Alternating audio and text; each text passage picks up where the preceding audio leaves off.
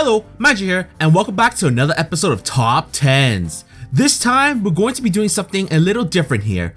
If you've been following the series, you know the pictures tend to be based on a topic, funny, heartwarming, adorable, and such.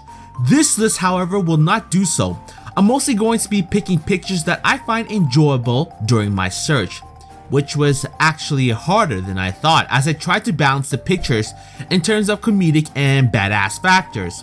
So, without further ado, let's begin the top 10 mixed Touhou pictures number 1. Number 10. If you guys watched my Interesting Touhou Facts number 1 remastered, then you recall that I talked about Suiko and how she had a frog form. And in that form, she has many abilities associated with it like safe travel, financial upturn, and transfiguration. And yet the gal is still not a frog goddess. It appears while she may not be a frog goddess, it doesn't mean the frogs aren't showing the appreciation in their own fashion. Huh. I know Suiko liked frogs as her clothing and even Sigil had drawings of them. I just wasn't expecting the frogs to have a body paint of Suiko's face on their backs. You gotta give the frogs some props. That's some heavy care and devotion that frog is displaying for Suiko's face. Can't say I ever do that. That would be weird to explain. Number 9. Speaking of Suiko, let's talk about a person pretty close to her, Sanae. Being a girl from the outside world, Gensokyo can surely seem like a strange and alien world to her. Luckily, Sanae has been able to adapt to her new home quite well. I mean, when you think that yokai extermination is like a game, you'll certainly be the oddball in this fantasy land. Still, no matter how weird and crazy this place can be, she'll always have two anchors to fall back on, Suiko and Kaneko. I'm not for sure if the art is good or bad for Sanae's age, but again, that's not the main point. What we're meant to be focusing on is the subject of her art piece.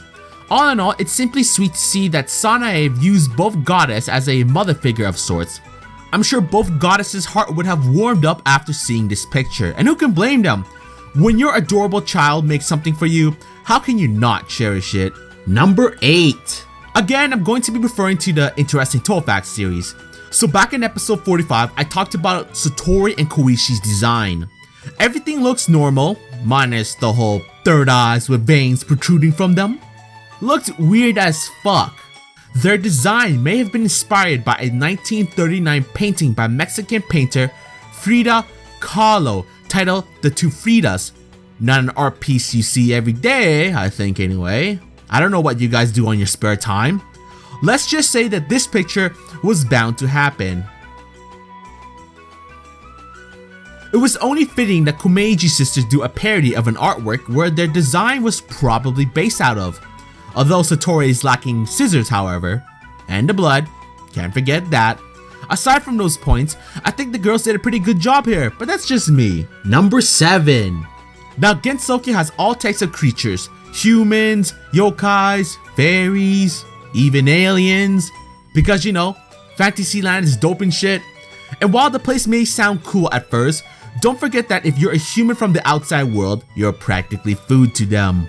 So it's best to get the fuck out ASAP by heading to the Hakure Shrine. Although Gensokyo can no doubt be terrifying to humans not native there, surprisingly, there are scary things outside of Fantasyland. I did mention that aliens were in Gensokyo, but those weren't the only ones there. We can't forget about the other alien here, especially one in space. I wonder how Seiran's gonna deal with Nue. I hope she has her mallet in handy. There's something I want to say before finishing this picture. In space, no one can hear you. Number 6. If you guys watched my video with Yats talking about Hidden Star in 4th season, then you should know what my opinions are on the game. I thought it was cool and fun, plus the characters were not bad. The ones that interest me the most were Naruko and Okina. Naruko due to her knowing Marissa before the incident, and Okina due to her powers and her role as one of the sages of Gensokyo. Let's just say that because my focuses were on those two, I missed out on some rather interesting things, if you will. You guys wearing weird looking hats. What is it called? Ah, about this. It's my master's shoes. The fuck? Why? Cause it smells good. Wanna sniff? Hell no! Alright, now if it were me, I'd say, you two are some fucked up bitches, you know that? But since I'm not there in person, it won't have the same effect. Guys and gals, please, for the ever love of bloody fuck, please don't do this! Or at the very least, not in public like this. Gensokyo's already got some crazy people. We don't need boot sniffers added into the list. Number 5. Speaking of hidden, I just mentioned one of the people who caught my interest was Okina. Being a god was pretty cool, but the moment I learned she was one of the sages of Gensokyo, I was like, alright girl, you got my attention. What the fuck can you do? Being super powerful with having the ability to create doors on the back of anything is certainly different. Sorta. A different variation of Yukari's gap, if you will. But anyway, let's just say that the fans really wanted to associate Okina with her chair. I gotta admit, as funny as it looks, I can't deny having a portable toilet is really helpful. Hey man, even gods gotta do their business. A portable toilet is a billion times better than boot sniffers, that's for sure. Number 4. Now I've been doing comedic pictures as they tend to be pictures I favor. But like mentioned, since this is a mixed list, I do have to spice things up a bit, and I think this picture will do just that. At first glance, you may be saying, what the fuck does a divine spirit like Junko and a ground type Pokemon like Cubone have in common? That's what I fucking thought until I recalled their backstories. Junko, if you remember, had a son. He was unfortunately killed. Now Cubone in the Pokemon series, when it comes to the Pokédex, states that Cubone's skull is that of his deceased mother. While I no doubt find it heartbreaking Cubone lost its mother, I also find it bloody disturbing that it's wearing its mother's skull. I think a burial would have been fine, but that's just me. Now that you understand both backstory, you can understand why it sort of fits. A mother who lost her son and a Pokemon who lost its mother. Although both have suffered through something no child nor parent should ever go through, it's still a beautiful thing to see those two bonding. Let's hope they can heal each other's hearts. Number 3. After the events of Urban Legend, it appears Gensokyo has had a better chance in learning the outside world due to Sumiriko.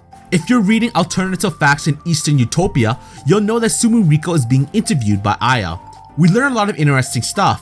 No doubt I'll be talking about them in my interesting Touhou facts. Let's just say appearances are more than meets the eye. If anything, we can gather that Yukari is certainly not enjoying this, even though she's confused about why her skirt is being lifted. I want to make a joke that the girls here could use some glasses, but to be fair, their appearances aren't too far apart, and given the theories that's been about Sumiriko and Yukari's similarities between Renko and Maribel, either way, I'd rather not be there when Yukari gets mad, as it won't be a pretty sight. Number 2. Now Koukuma has some nice representation in fan work, which is funny as she's only a mid-stage boss without a portrait. Fuck, her name Koukuma ain't even legit either! The bloody fans had to make that name up. I say that, but when you look at Magi, who's like Koukuma except has a name, was the 18th most popular character in the 13th popularity contest. So you know what? You don't need shit in canon to be popular. You let the fans do all the work. I think I went on a tangent, so let's shift this back. After reading many doujin works, I can see why Koukuma is really loved by the community. This is a good example. Can't get the courage to confess to the one you love? Just spread your legs! Spread them! What a succubus! Oh, wow. Yeah, I'm gonna skip on that. I'd rather not go to jail due to indecent exposure or something of that sort. What may work in Gensokyo may not work in the outside world, but hey, what the fuck do I know, right? You could always listen to Koukuma's advice. Not one I would follow, but I can't control you people. If you get in trouble, not my problem. Number 1. So I've been talking a lot about gods in this list. We had Suwako and Okina. These two gods, as mentioned earlier, are capable of doing many things while being powerful in their own right. This doesn't apply to everyone though. You know very well I've talked shit about Shizuha because of her so-called powers, which is pretty much just her kicking shit. Well, it appears Shizuha is not as simple as I thought.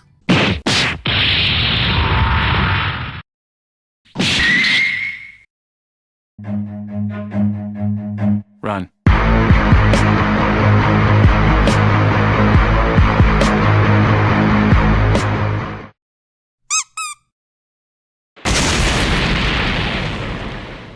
Holy bloody duck fuck.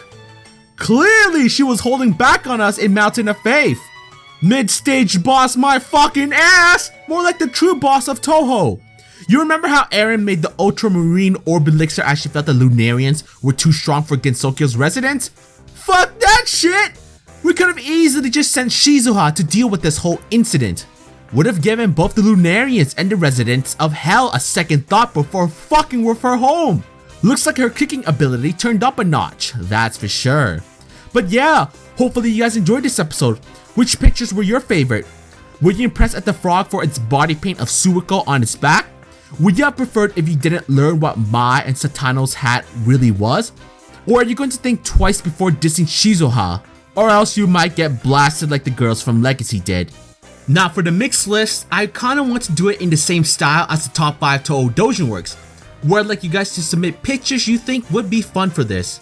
Please note that I will have a preference to more comedic pictures, as that's what I like more, but I'll try different genres if I'm capable.